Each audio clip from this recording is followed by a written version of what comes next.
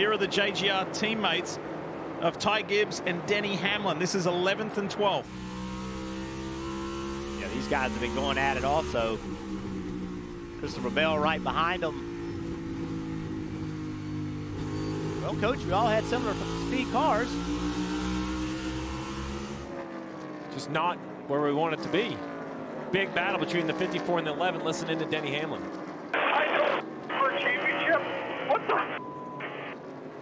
Some frustration out of the veteran driver, hoping his younger teammate may concede between him and Bell being stuck behind him, racing for a championship. I'm on either side of this. I think if we were inside the top 5, I would side with Ty Gibbs and say, yeah, man, I'm racing. I'm out here racing as hard as I can. But I will admit, for 11th and 12th, right there, you would think, I think we should show this on camera for the next few laps, because I'm not sure they're done. I think they're very frustrated with one another. Oh, here we go. Yep. Oh, yeah. Oh, yeah. Oh, boy. Yes, sir. Gibbs goes around. Yellow zone.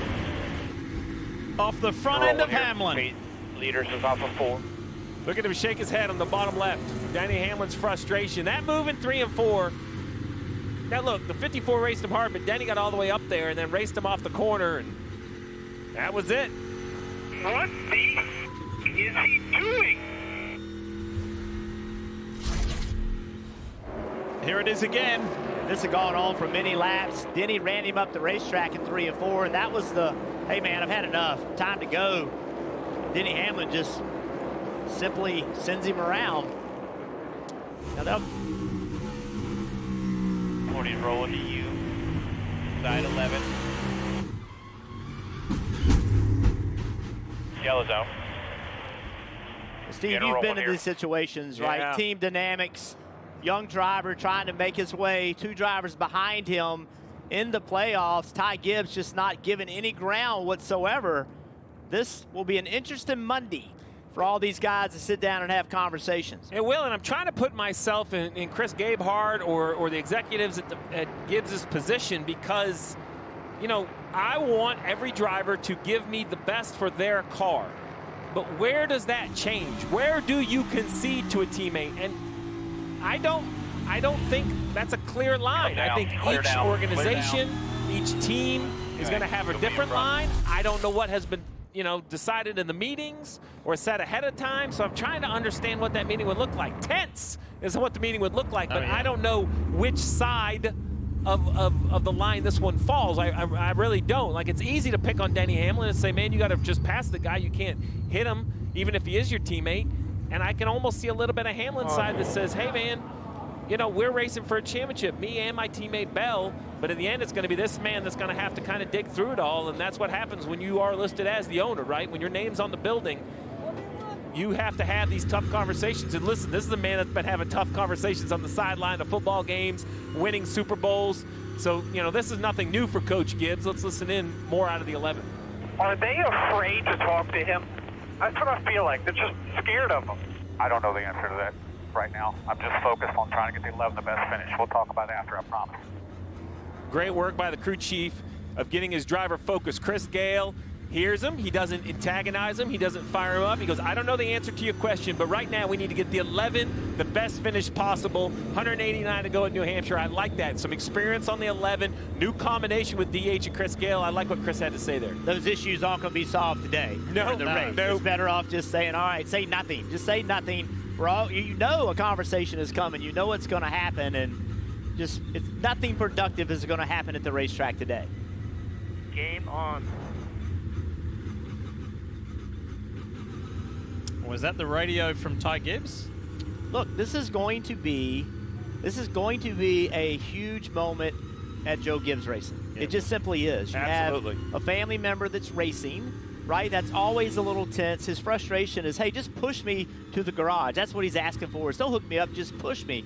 The wrecker's trying to hook him, but this is a moment I have no that they're going to have to work through. And it's not going to be easy on either side. And Joe Gibbs, this is where leadership is going to have to come through. Yeah, Ty Gibbs has been released from the care center. We saw the contact in the racing between you and your teammate Denny Hamlin. Denny Hamlin was not happy with you, talking about how he was racing for a championship.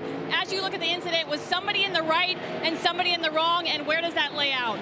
Yeah, you know, it's unfortunate, but I'm excited race next week, and looking forward to it. Denny also mentioned that he felt like somebody from the organization should talk to you. What do you expect that conversation to look like? Yeah, we'll have a good race next week. Looking forward to it. Look, there's discussions going on here.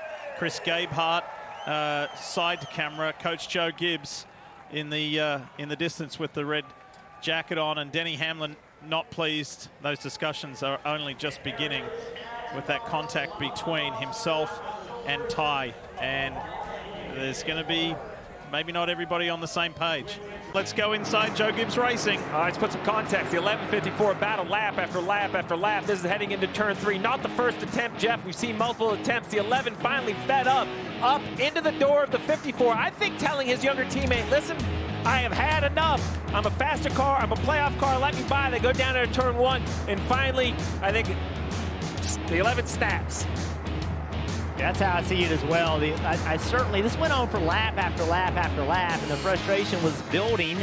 We heard the radio from Denny Hamlin, like, what is he doing?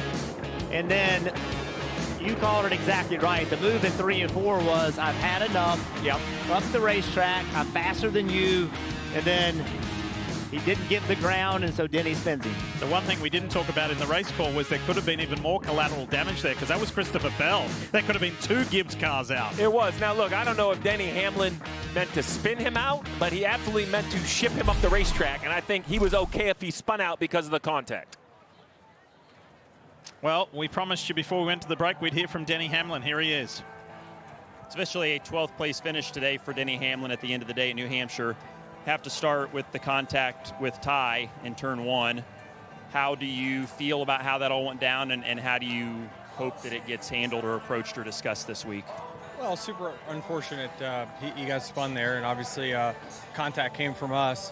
But yeah, I don't have any other comment other than that. Just had some contact into one. It was obviously a really rough race, before that. Do you feel like there needs to be a conversation, though, with Ty about anything today? Well, I mean, we'll work through it and all, but, we'll see how it goes. But honestly, it's unfortunate the contact happened.